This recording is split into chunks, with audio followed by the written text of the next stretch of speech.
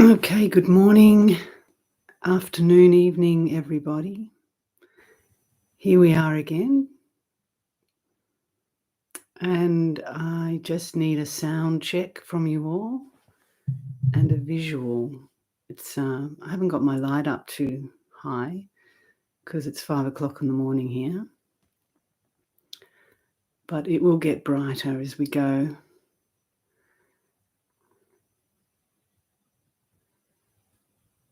Okay, so is the sound, I'm only going to be probably speaking at this level, so I hope that that's okay as we go. And I'm just going to turn the chat thread off in a minute once we start the meditation. And then I'll turn it back on towards the end where we can have a little bit of a Q&A discussion.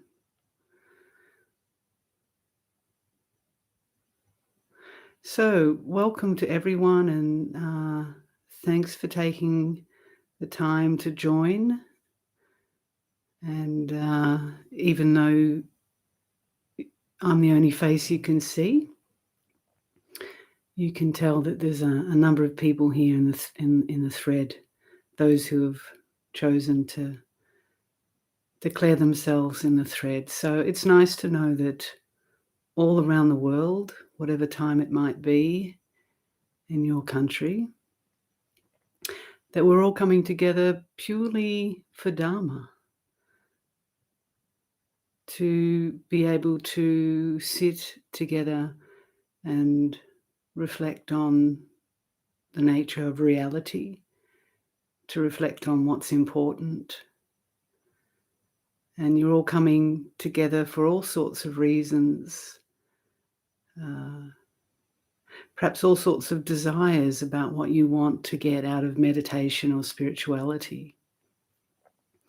And putting all those things aside, all those desires, really there's a core to this, or to all of this, is that we know at our deepest level within our hearts that there's an underlying truth that we're all searching for.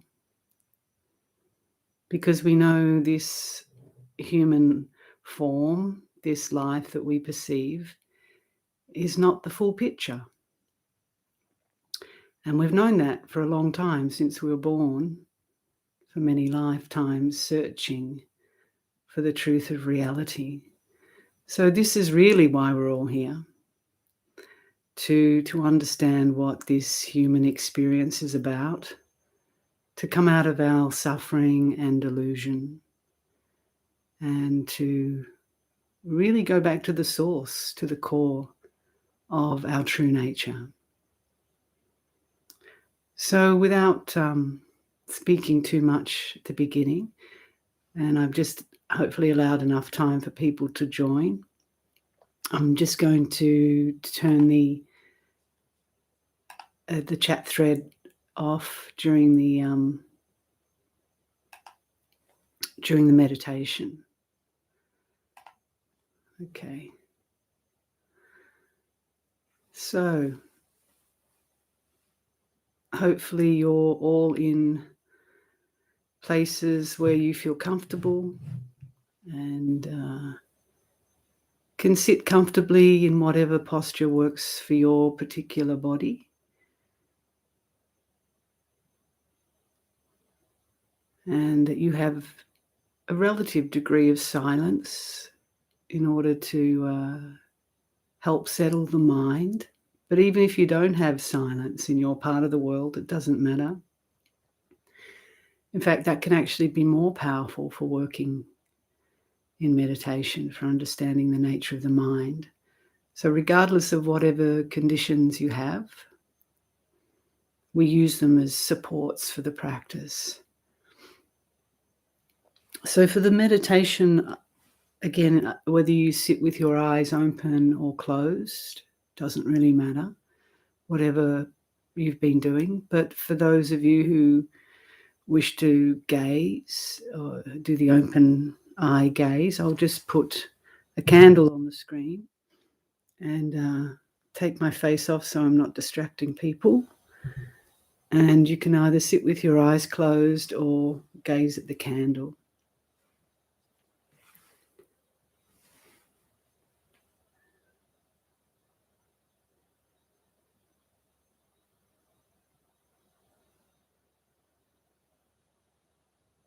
And I invite you all just to come into the present moment with me.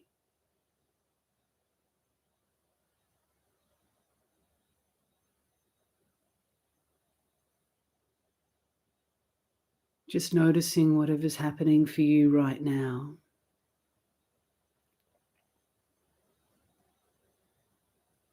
And when I say noticing, I don't mean analyzing or judging.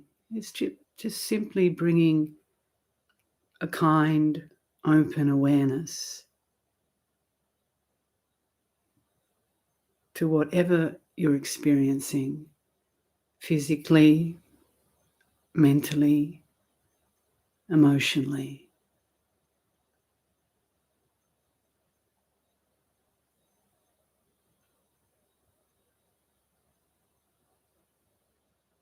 And as you notice this, you notice that also these things are constantly changing, transforming and morphing from one state of mind to another. The physical body keeps on throwing up different feelings and sensations. The emotional landscape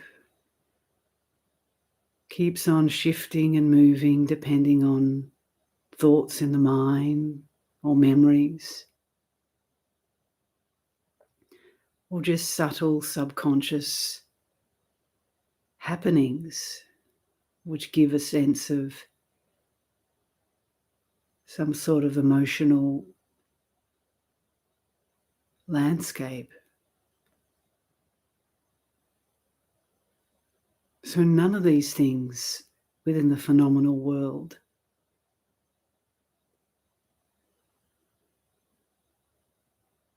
are reliable. We can't depend on any of them. They're constantly shifting, changing.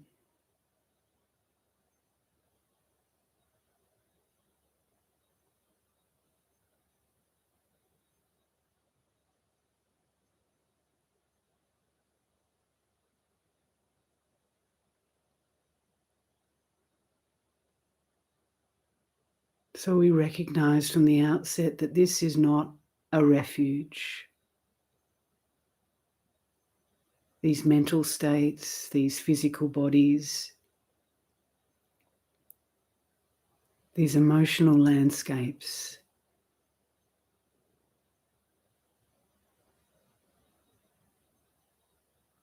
a constant flux and flow.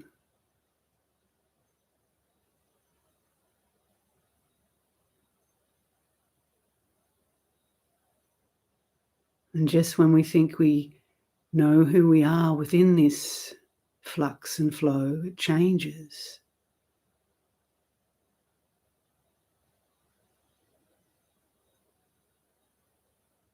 So we can never rely on that for a sense of self.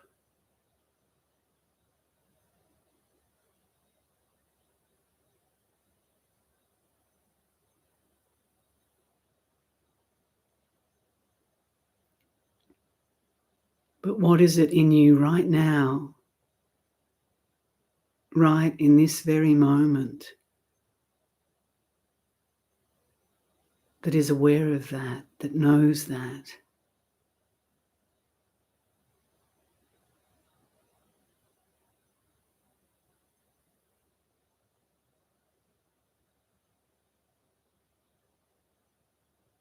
Where is that still point?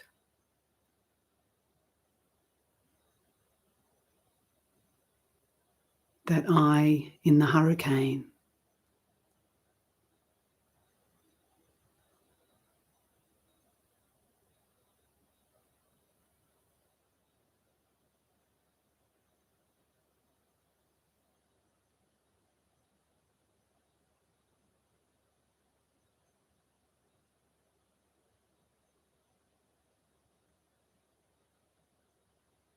Now don't go looking for it as an object or as a thing, but simply notice your own beingness, your own immediate presence, just to come naturally, easily, and effortlessly into presence.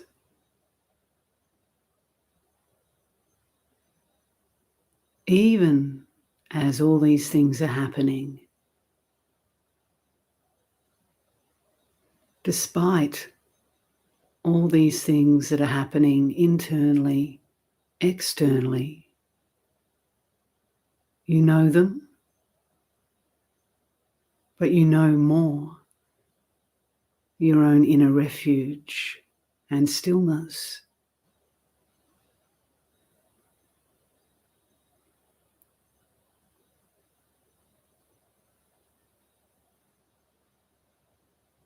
And these things, these happenings that keep changing, you notice they arise and cease from that very source that you are. They don't come from anywhere else.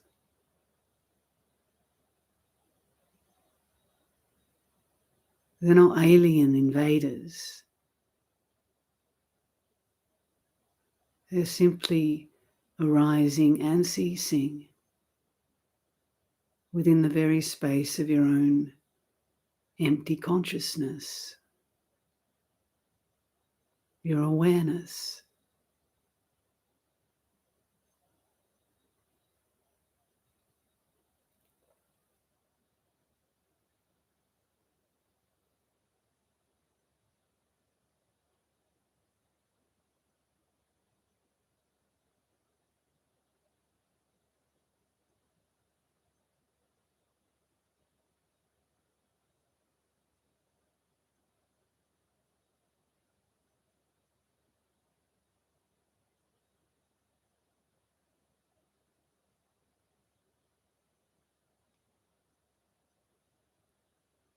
And if none of this makes any sense to you, or if you feel at this moment you're still drowning in the happenings, that your mind is thinking, or that your heart is stirred up, or that your body is screaming out in pain, don't worry. Just try and surrender to all of that. And in the process of surrendering, it can help just bring you back into your own natural state.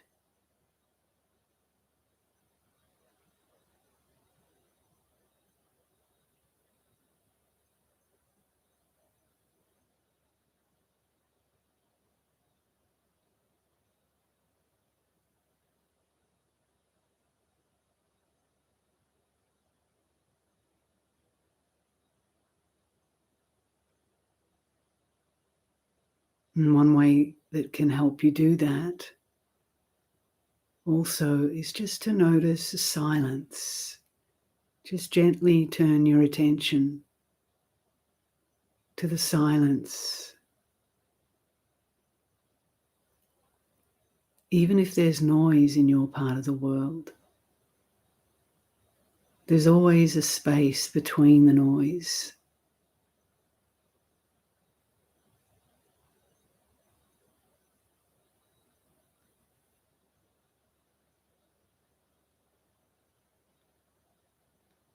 And at the moment here where I'm sitting,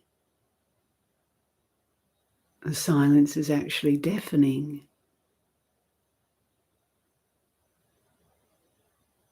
The stillness is palpable.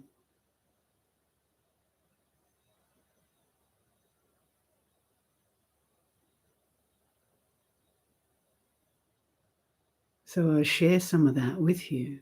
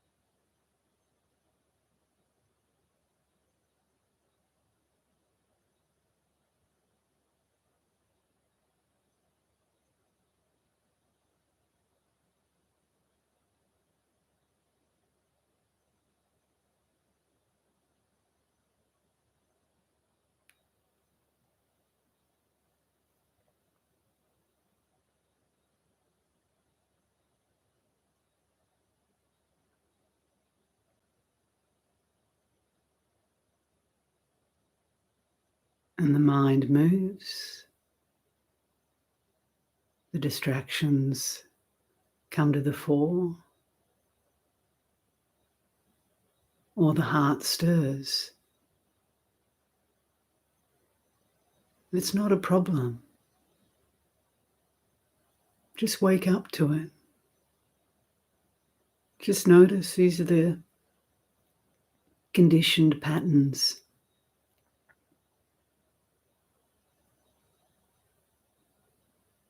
But we don't judge it, we don't repress it. We don't force the mind to be still. We open, we allow.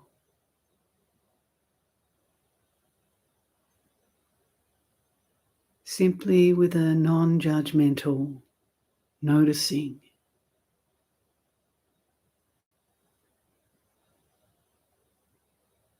And in that moment of noticing, of waking up, they dissolve.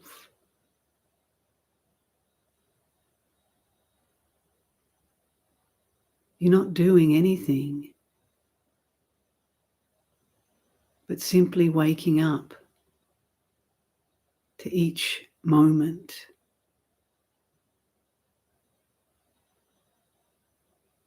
In its pure aliveness.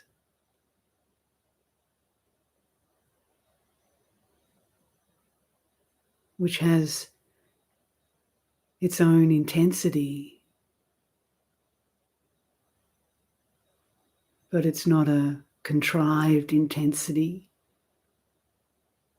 It's simply the intensity of being fully alive, fully present, and awake.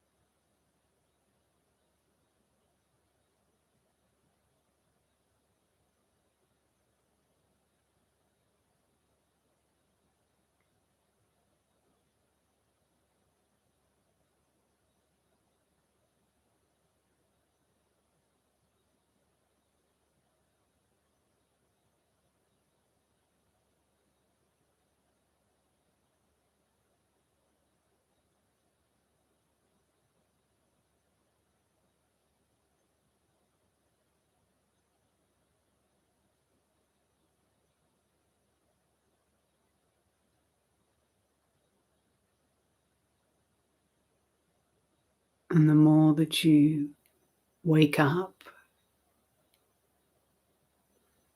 and keep letting go and allowing these things just to release and dissolve of their own accord.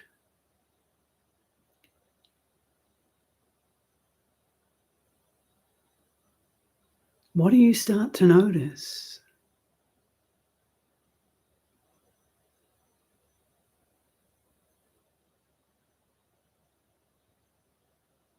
As you come more and more into the present moment,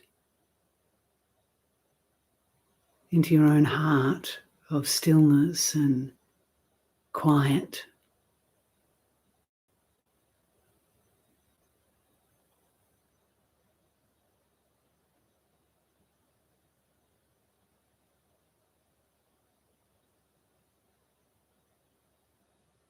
You're touching into that natural peace,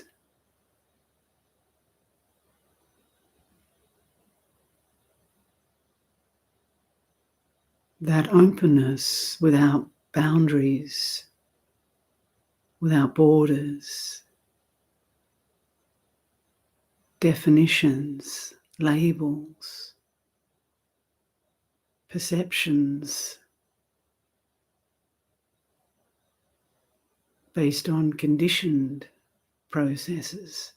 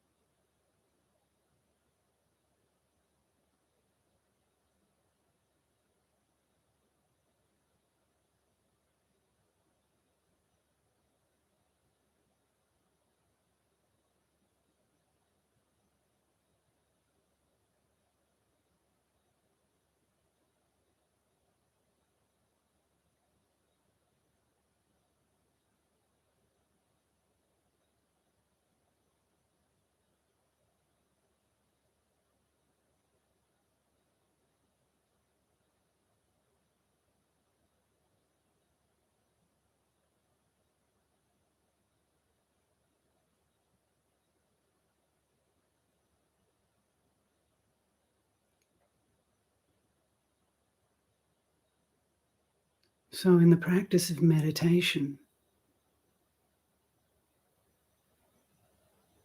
we're really encouraged to put aside this idea that when we sit down to meditate formally,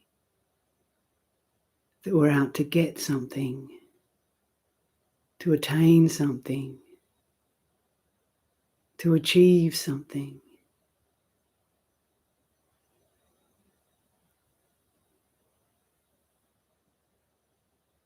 We have to start to see through this if this is our attitude, which is simply just so part of our culture.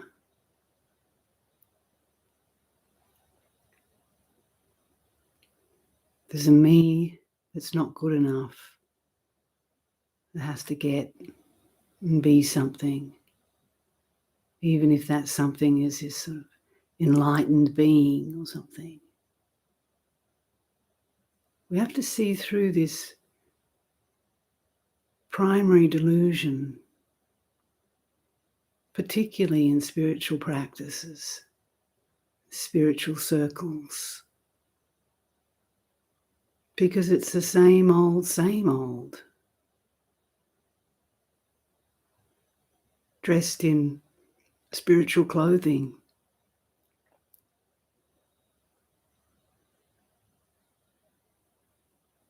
It's not to say that having a desire for awakening is wrong,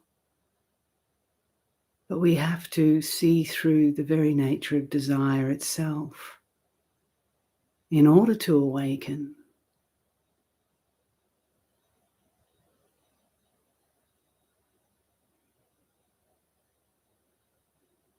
So it's really turning back to look honestly and uncompromisingly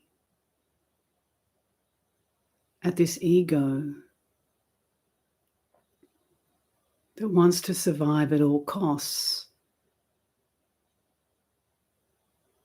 And in the spiritual realm, it can adopt all sorts of clever methods so that it ensures its survival.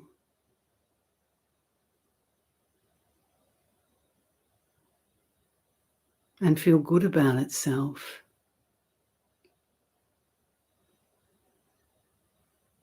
And with its new achievement as a spiritual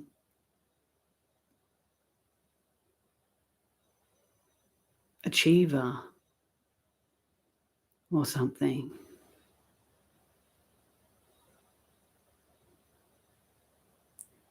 So to really cut through that delusion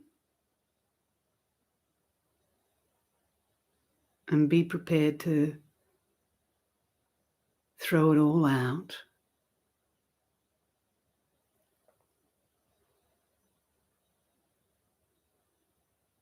And this is what true renunciation is about. It's not all the external shows of not owning anything, or in my case being a spiritual renunciate. That's just the external stuff.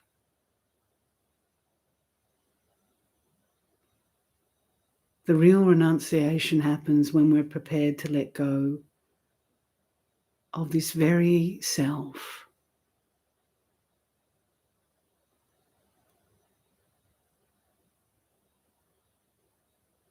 To die fully to all our notions, all our attachments to me and mine.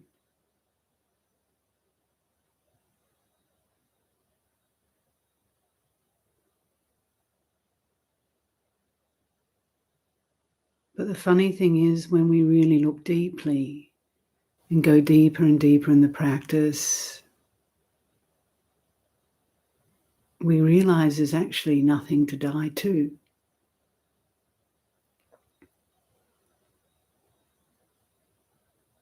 Other than the delusion itself.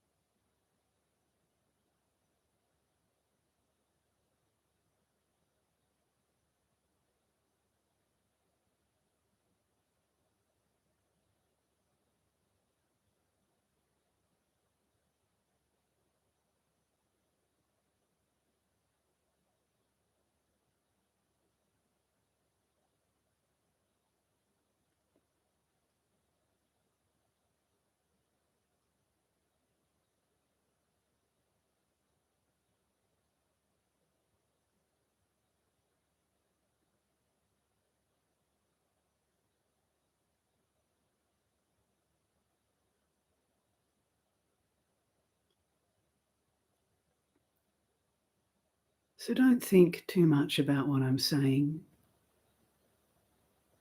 Don't analyze it, because you know it already. It's just pointing you back to what you already know at your deepest core.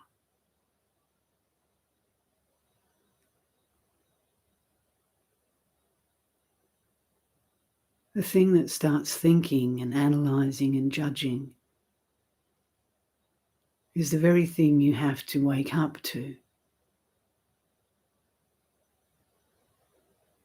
The trickster that wants to constantly have a view and an opinion, a right and a wrong, a good and bad,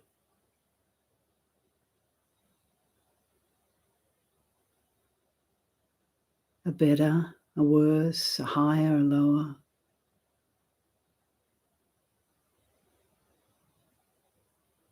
That constant play of duality, which is the nature of the thinking mind.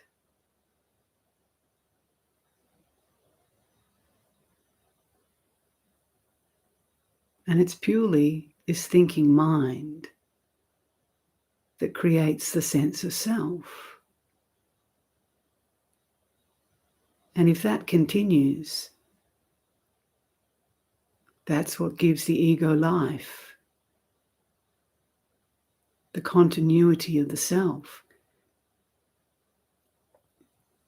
And so we hold on to that for dear life, because if that dies, then the ego dies.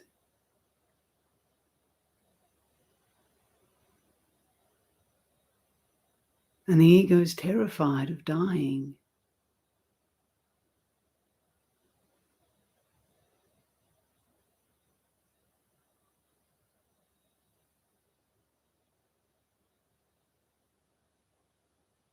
Don't worry,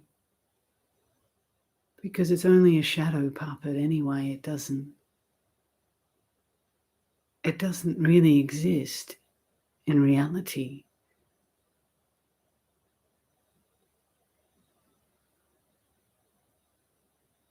If we can start to just look at the dramas in our life, particularly in our internal life and world, as simply the play and display,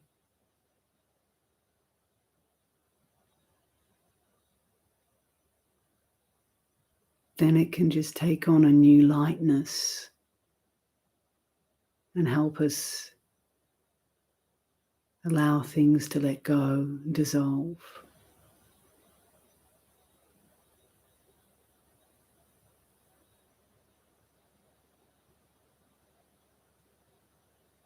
So meditation is really about starting to understand, to see with wisdom all of the very machinations of this ego.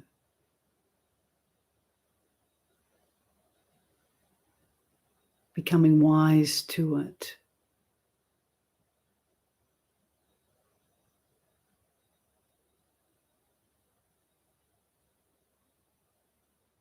And learning to trust and recognize more your own inherent wisdom mind, your awareness that knows these things.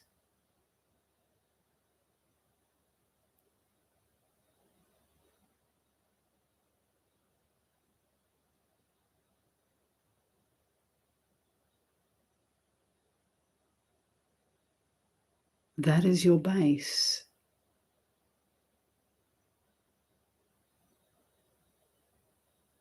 That is your refuge.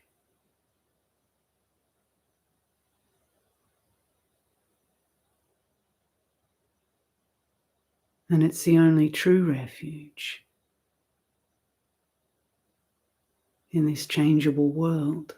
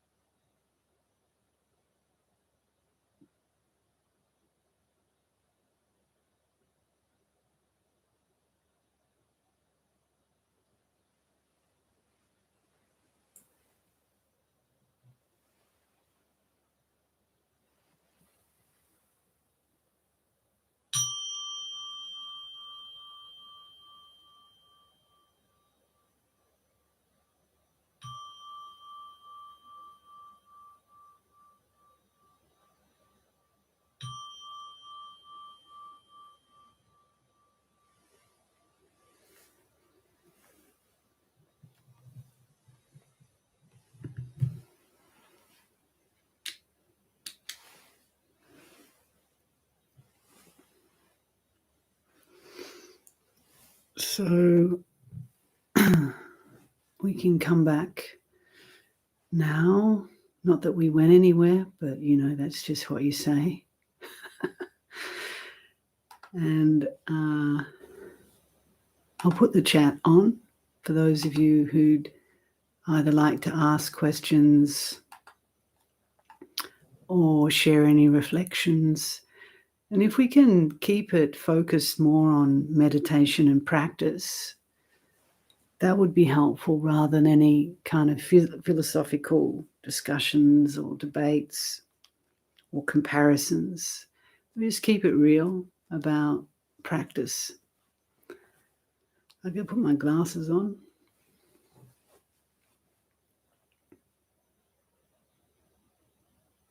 Okay, so there's a question there. Can you give us any tips on staying aware of awareness throughout the day? There's this interesting notion I've heard some teachers say about awareness, being aware of awareness. But in fact, that's an oxymoron, isn't it? When you really, not even just think about it, but contemplate it. Awareness can't be aware of awareness.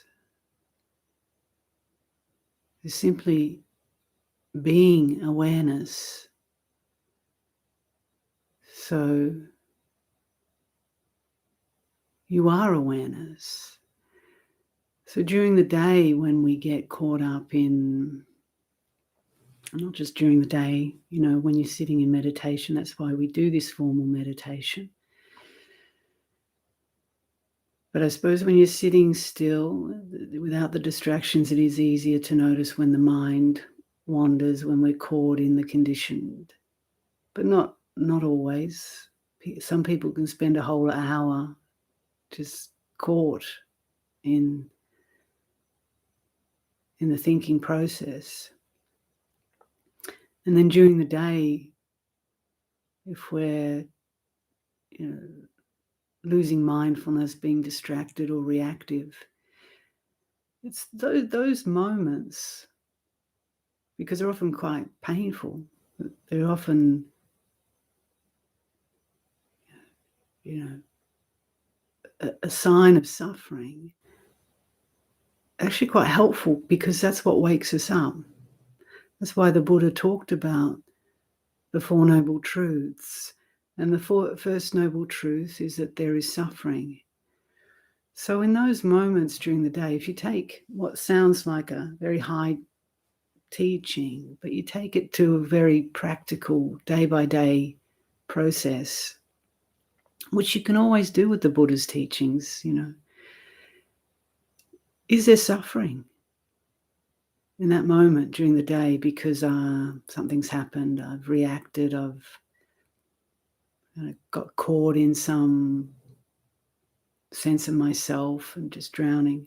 There is suffering. So in that moment of noticing there is suffering, awareness comes to the fore. And then you notice there is suffering, but there's an awareness of that suffering. And that awareness, as I said in the meditation, is what dissolves it. It's not you doing it. So if we get out of this, because what I'm hearing in that question is what we all get trapped into. I have to do something in order to be okay, better, a more mindful, more spiritual person. But this is the trap, this constant, I have to do something to become better, more mindful. You don't. Because you are already naturally aware. It's our true nature. So it's simply waking up to it in those moments and letting go of the idea that I have to get mindfulness to get something. Just notice, I think it's better just to notice, is there suffering? There's suffering in this moment. Awareness is the healing, is the healer. Just be aware, which is what you are anyway. So I hope that answers it, because I don't want to get into this kind of, here's the method. You do this and then you do that to get that, because that's the whole cycle of this personality that wants to achieve something and always become better, even especially within the spiritual path. Okay, so I think the questions of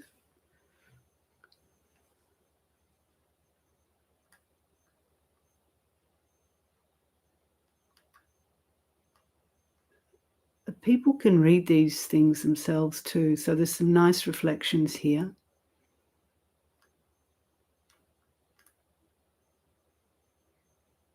Could you give an instruction on how to meditate? Could you give an instruction on how to meditate without such guidance? Do you suggest focusing on the breath, for example?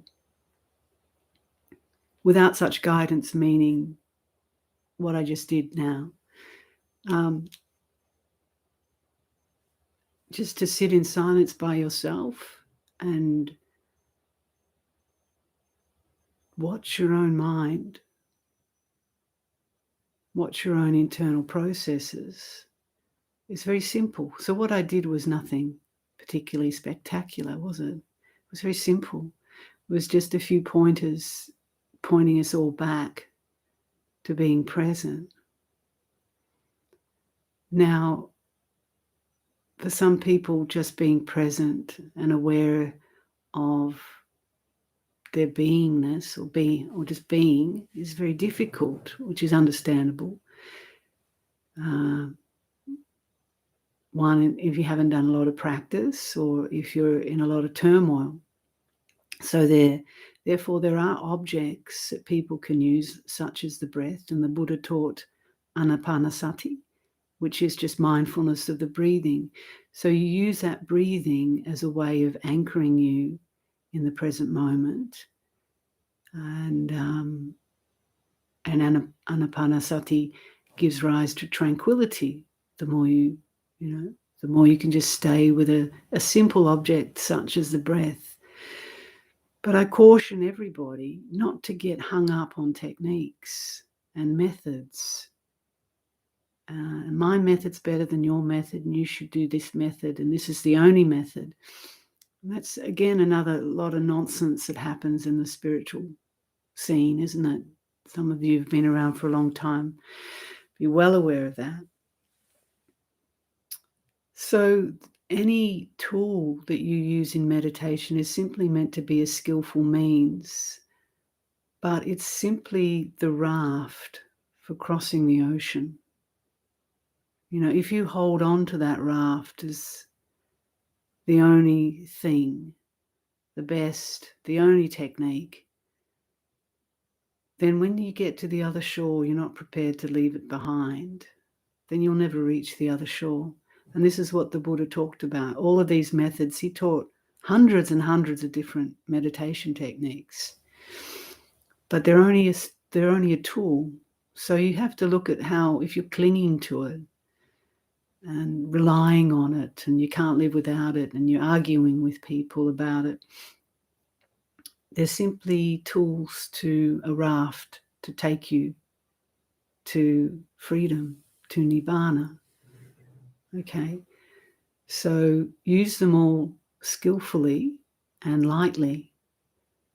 And if you find they're not working for you, or even if you find they are working for you and you're kind of fixated on them, it might be good to put it down then and try something else. But anyway, if they're not working for you,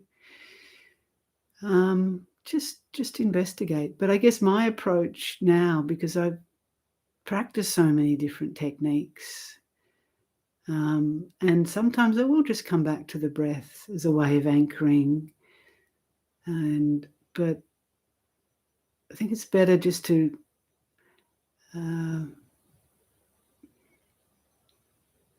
listen to what your own natural needs are. your own natural proclivities, and this will constantly change throughout the practices as you go. So yeah, that's a bit long-winded, that answer, sorry, but yeah, if you want to just focus on the breath, do that. Simple. But don't get hung up on any of these techniques. Thank you for your lovely messages that I'm reading here. I'll just scroll down.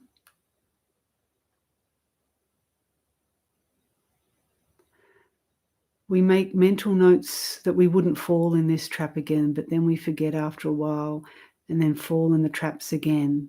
Any suggestions? Yeah, I think just what I've said is just when you're falling in a trap, again, you'll notice there's tension, there's tightness, there's suffering. You might get caught in that for a while. We often get caught in our self-righteousness, and sometimes anger or desire can feel good for a while, but eventually it doesn't, does it? And so wake up to that. These moments of suffering and tension are actually a blessing, because they're just, it's waking us up constantly. And how to come out of the traps is waking up, noticing I'm holding on to something. There's always, whenever there's a trap or suffering, if you look carefully in that moment as to what's really going on, we're clinging to something, we're attaching. Okay, it could be a view, an opinion, often it is, some sort of view of me and mine, or you, how I think about you. So we have to just keep looking at where we're clinging, and it's this very clinging that is the root cause of the suffering. Okay. Can you share a suggestion for coming out of dreaming sleep in the morning? I wake up in the morning in a slush of mind activity. You wake up in the morning in a slush of mind activity. Okay, yeah, so you wake up and the mind just la la la la la la la la la. Well, in terms of how you can change that, I think a regular meditation before going to sleep is helpful. And if you want to, hate these sort of words, but program yourself. You can go just before you go to sleep.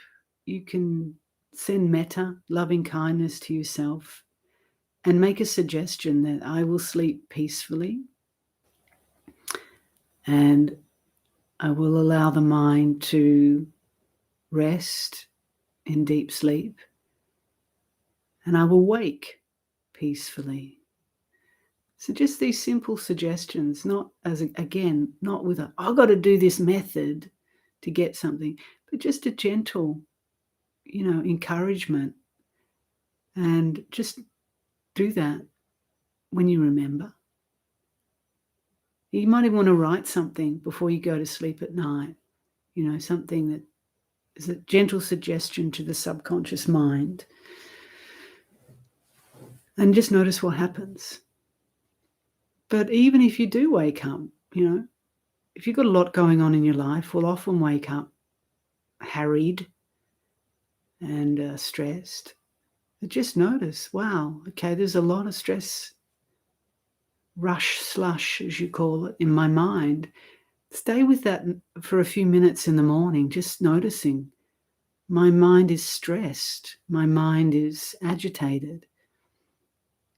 When you notice that your mind is agitated or stressed, it's no longer agitated or stressed, because again, the awareness is eclipsing that, isn't it? But this agitation and stress is coming out of that which knows anyway. So that come back to that as your refuge through all the rush and slush, as you put it.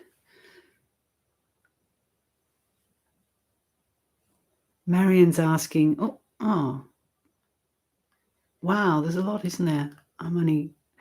How do I use the suffering caused by outside noise as a support for meditation? It's a good question, huh? Especially if we live in noisy places. But I've heard many teachers talk about times where they had to live in noisy places, that their meditation actually went deeper and got stronger and stronger.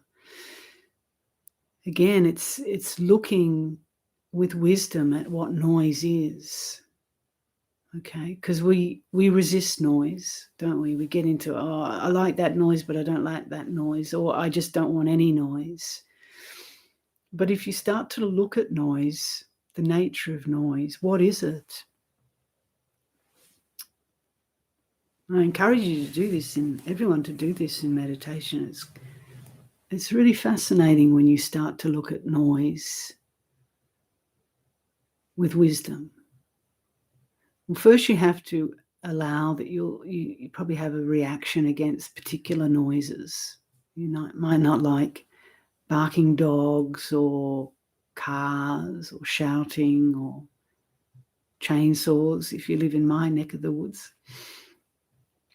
But just to look at it and notice that noise in and of itself is really just what's often referred to as empty resounding. There's nothing to it. Most of what constitutes noise is our reactions to it, our perceptions of it. Good, bad, right, wrong, pleasant, unpleasant.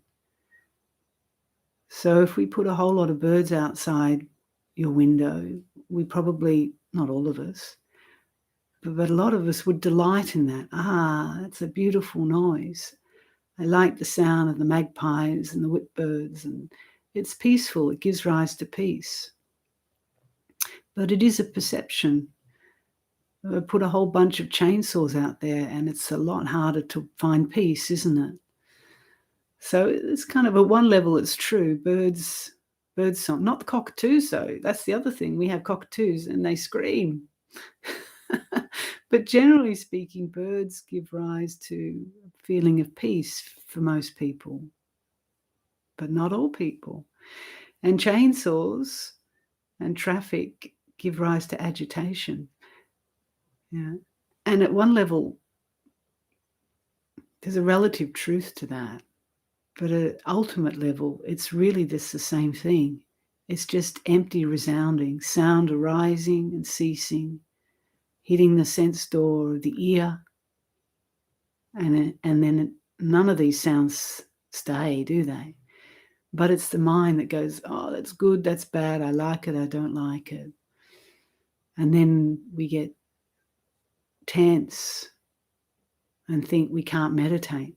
So opening up fully to noise and surrendering to it just as noise, empty, resounding, and noticing that even within the cacophony of cities, we can find, if we look carefully enough, that there is silence within our own hearts. That's what silence really is. People often think silence is an absence of noise, but it's not. True silence is always there in the heart. So even with some of my videos, people say, oh, you shouldn't have music, you should have silence, but that's not silence. No noise is not silence, okay? Not true silence.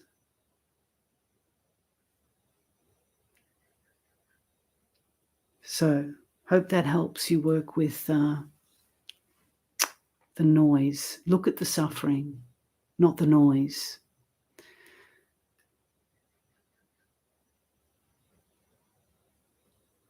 I can't speak on Sri Aurobindo's ascend and descend because I don't know enough about it. Just a simple nun. Some nice reflections here for people to read through.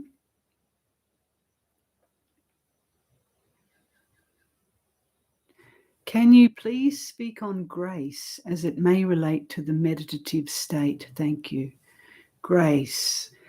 I don't know how you all relate to this concept of grace. Having been brought up a Catholic, we used to say grace. You say grace. I never thought about that, but I'll think about it now. And grace is a word that's used within the Christian tradition, and I know Ramana Maharshi spoke about grace a lot.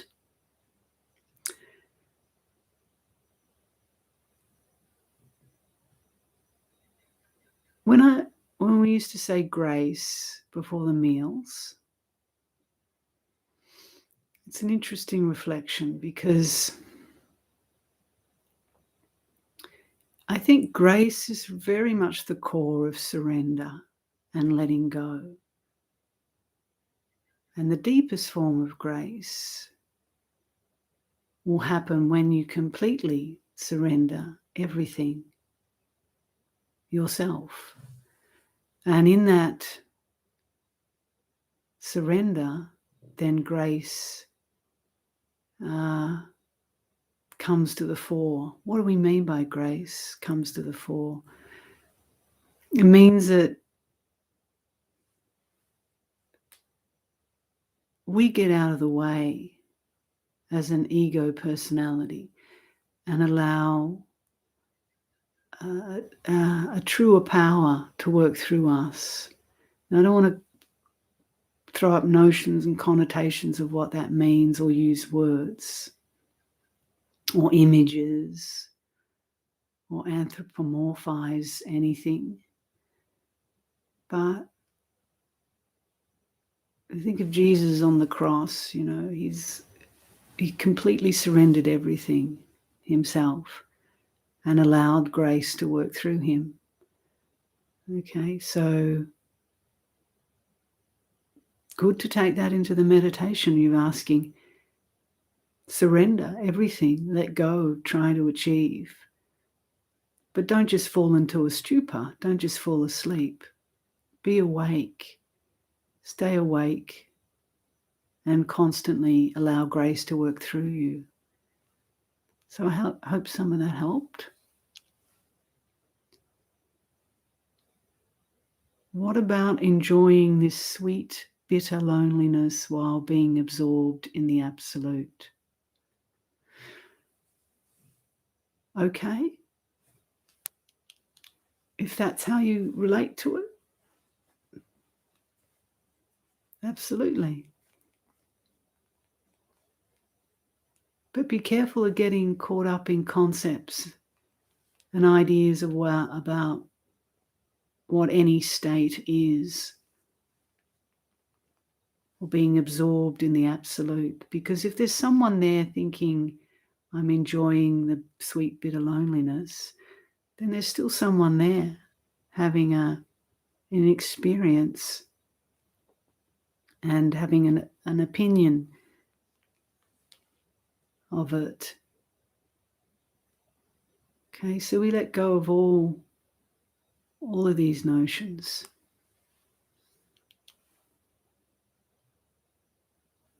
If we ask the divine absolute to take complete command of every particle of our beings and lives, will it? Will it? Oh, where's it gone?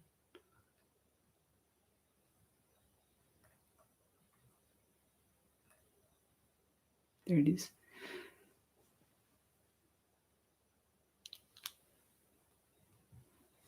Just, you're not asking anyone or anything outside of yourselves to do anything. You are the divine absolute. But, that's not a compliment.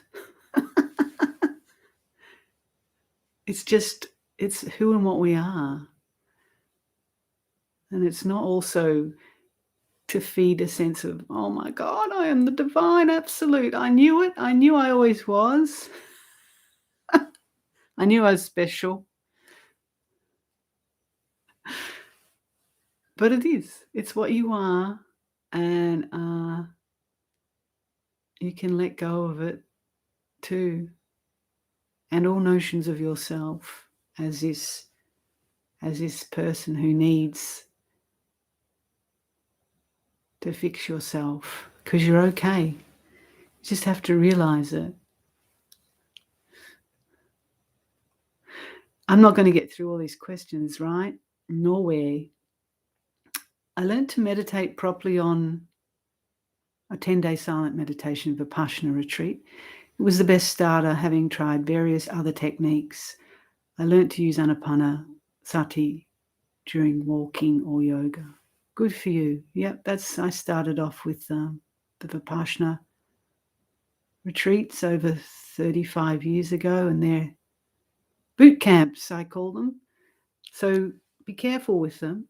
I don't want to diss them or anything, but they're pretty intense, and they can send some people off the rails because they pretty much throw you in the deep end. So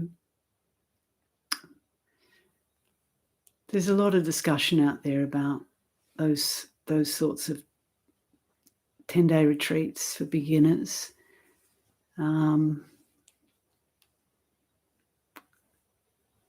Anyway, I don't want to get into it, but you can do your own research and just be careful. Some of us don't believe in any divine absolute. That should not be a part of meditation practice. It's just another distraction and attachment that causes bias and unbalance. Okay, that's fine. See how we all attach to beliefs, don't we? There is and there isn't. There isn't and there is. How does one live, sustain, and stay in a meditative state forever? Forever. You often remind us meditation is not just about sitting practice for a few minutes a day. Thank you. Meditative state forever. Meditative state forever.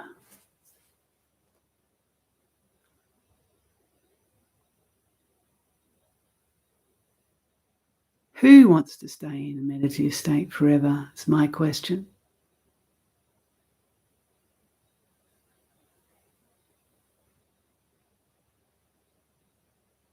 That's my answer. It's like asking, what's the technique for drowning into the ocean? Someone answered your question. Oh, you're all talking to each other. This is funny.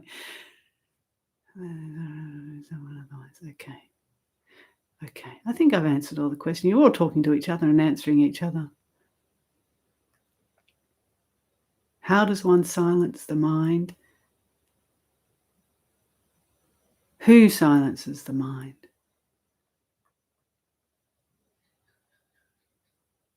Okay. Oh, I think I've...